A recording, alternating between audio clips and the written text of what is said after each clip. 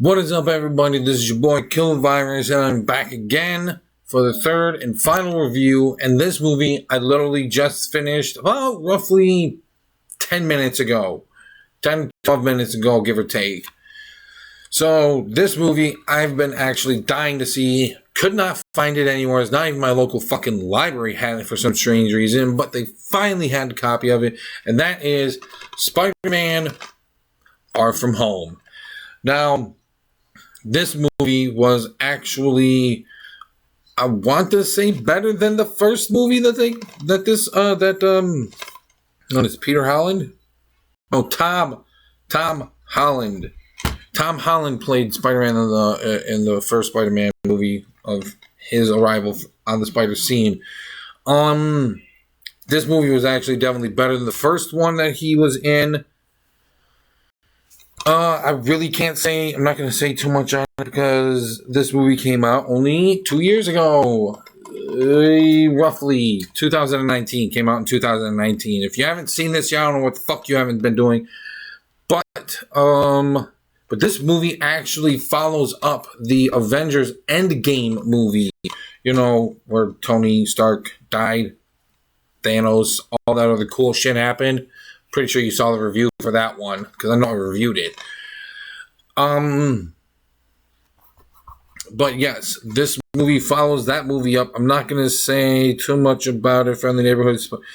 Let's see. Our Friendly Neighborhood Spider-Man superhero, decides to join his best friend Ned, MJ, and the rest of the gang on a European vacation.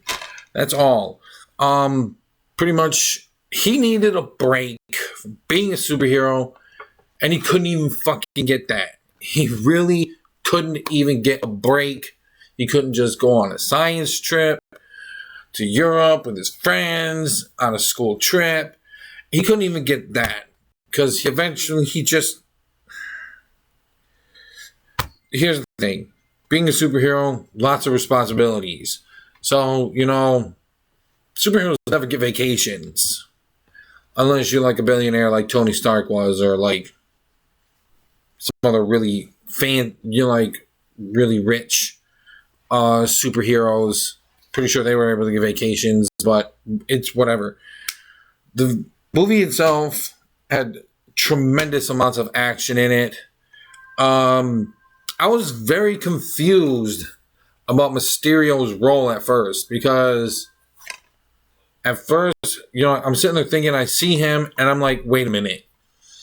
Isn't this dude supposed to be a bad guy? Because I remember him specifically being a bad guy in the comics and in the TV and in the cartoon show and in the show. And then he was being a good guy. Well, I thought he was being a good guy. He was fooling everybody and being a good guy. But then I took a look at him, and then I realized, wait a minute. Because then he did a flashback of when he worked for Tony. And then you find out he actually worked for Tony. And there's that. In the end, Peter, Spider-Man, ends up having to fight Mysterio because he had gave him some glasses that Tony left for him to be able to control Edith.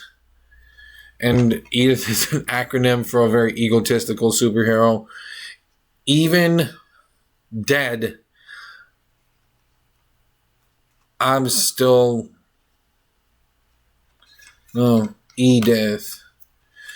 Even dead, I'm the hero. Even dead, I'm the hero. That's what Edith stands for. Damn, I'm sorry I had to do that. I really needed to get that one nailed down. Especially since I just fucking watched the movie. But